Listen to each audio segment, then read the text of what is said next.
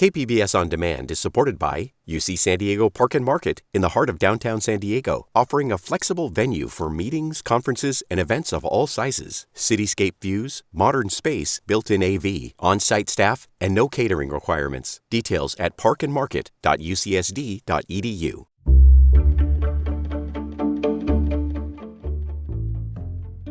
Good morning, I'm Lawrence K. Jackson. It's Tuesday, April 7th. A fire captain tells us how the recent weather has impacted our wildfire risk. More on that next, but first, the headlines.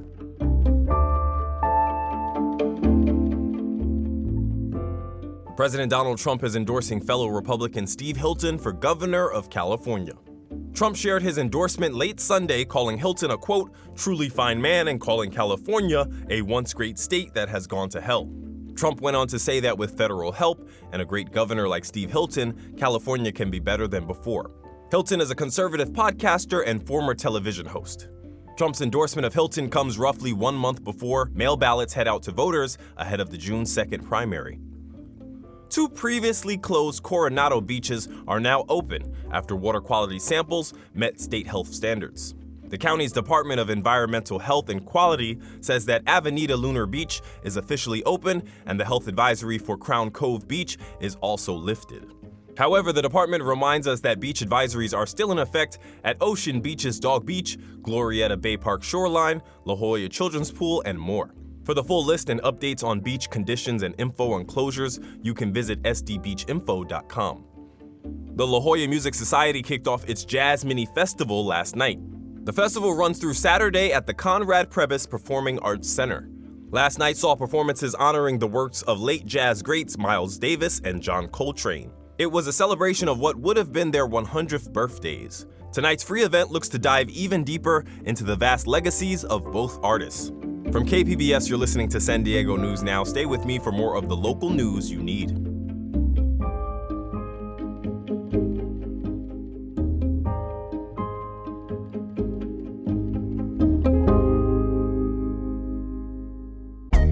Now, on the finest, Ahmed Jude first began dancing as a stateless refugee in Syria at the onset of civil war.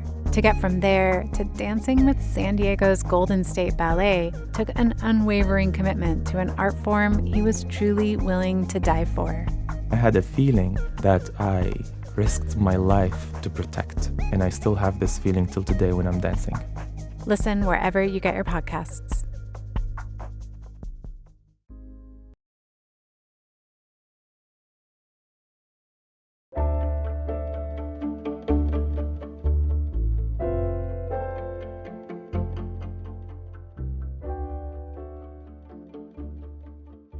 A hot and parched March accelerated the drying out of brush in the county. Environment reporter Tammy Murga says if hot, dry conditions persist, fire officials warn of more dangerous wildfire activity. A 2-acre fire cut Easter Sunday celebrations short for many San Marcos residents. It was the second fire since late March to force evacuations in San Diego County. Ivory Small is a meteorologist with the National Weather Service. He says there's a reason why brush is drying out sooner and why we may be seeing more small fires in early spring. This winter, we had pretty much winter weather in the early part of the season. Then it just abruptly stopped and it went to something that was even worse than summer. Mike Cornett is with CalFire. He says the lack of rain and hot temperatures are starting to dry out vegetation and grass across parts of San Diego County sooner than usual. The grass is still green in some parts of the county, but it is starting to turn brown. So we will start to see an increased activity of fires and fire growth potential. Small says the region could get some rain in the coming weeks. Tammy Murga, KPBS News.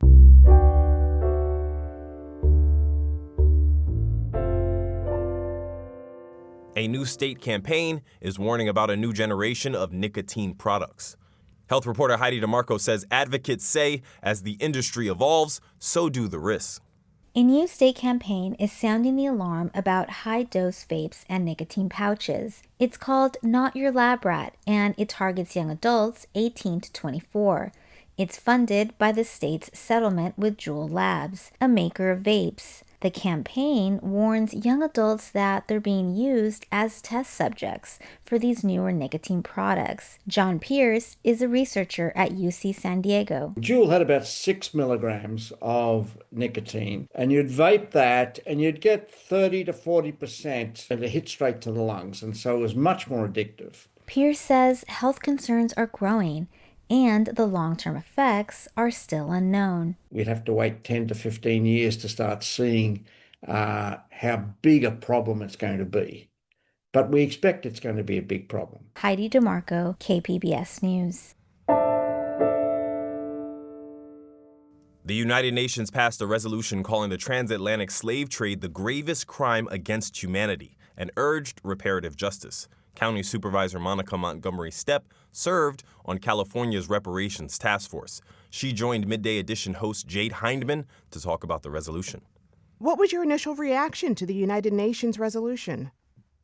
I had a mixed reaction. I'm very, very grateful that the majority of the world sees the chattel enslavement of Africans as the gravest crime against humanity in the entire world. I'm very, that type of acknowledgement is extremely important for community, but also, I had to reckon with the fact that the United States not only did they did not abstain, they actually voted no on the record, right? And so that is, of course, my country, the country that I do still have hope for, right? That refuses to acknowledge what the world now sees as the gravest crime against humanity. And I know that the UN sort of came out with its ideas of what reparations could look like. How does that compare to what you all proposed here in the state of California? Well, yeah, again, our proposal, well, our report was about 1,100 pages, right? And at the end of each chapter, we had recommendations to cure that particular subject of the chapter. For example, we had political disenfranchisement. We talked about the criminal legal system. There were many. We talked about our financial system. So we had those very specific recommendations that resulted in that 1,100-page report. For this resolution, I understand, as the report was, it is non-binding, but it also has more of sort of a global response to chattel enslavement.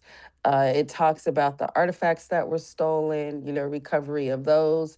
And I thought it had, some very interesting language around chattel enslavement. But again, I just go back to defining that crime against humanity. And that is really based on, this type of system at scale and for the time that it lasted, for the way that it still infiltrates our systems, for the brutality that was attached, that it really stands, above the rest. This is what the United Nations said, that it deserves that type of recognition. Just for those who are less familiar with the argument for reparations, how would you lay it out for them? Well, reparations is simply reparative justice, right? And what that means is there was a harm done, and reparations allows for the system to repair the harm. That's essentially what it means. It means repair of harm. And so in our discussions of reparations during the task force, and California was the first state of its kind in the nation to do so, we really based our definition of reparations off of the United Nations definition. And that United Nations definition has 5 components to it. One component is restitution. Another component is rehabilitation. Another component is a guarantee of non-repetition, right? And so we also have the discussion around compensation. It is not the only prong that we use to establish our reparations framework in the conversations we had as a task force, but it certainly was one of them, right? And so this connection to the UN is something that I did experience through the work of the task force in defining what reparations could be. It's really, again, it is repairing that harm. Slavery is not a sort of an abstract historical event, right? This is a reflection of our system that continues to perpetuate itself in the systems that we create in America, right? And so that is really the repairing of harm is so important to the betterment of really all people in our nation, acknowledging that harm and then being thoughtful about how we move forward constructively, I think is important for us. That was County Supervisor Monica Montgomery Stepp speaking to KPBS Midday Edition host Jade Hindman.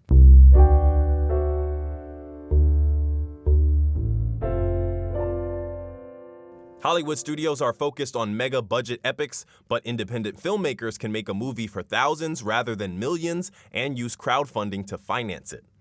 Arts reporter Beth Accomando says a trio of local filmmakers are in the final days of a Kickstarter to make a neo-noir Western. Two best friends, one deal gone wrong. In the desert, loyalty doesn't survive. Daniel Figueroa hopes that tagline will draw eyes and dollars on Kickstarter. So my project is The Last Favor. It is a neo-Western crime thriller, follows two childhood best friends turned criminals who are on the run after a arms deal goes violently wrong. Figueroa plays one of the best friends and wrote the script for the short film. A big element of this story comes from the relationships with these two childhood friends, but also our main character's relationship with his abuela. For me, it was really important to kind of bring a part of my life into this. With the emotional stakes in this come from that connection, that sense of responsibility to family. Currently, the project has raised $13,000 of its $20,000 goal, with 16 days to go. So this is my first Kickstarter campaign, and man, I don't think it'll be my last because wow, it's really changed how I approach, bringing these things to life. You can help bring The Last Favor to life for as little as $15. Or for $5,000, you can get a credit as an executive producer. But act fast. The Kickstarter campaign ends April 23rd.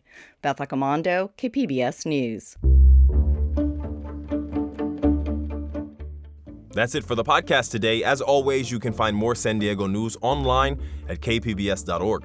I'm Lawrence K. Jackson. Thanks for listening and subscribing. By doing so, you're supporting public media, and I want to thank you for that. Have a great day.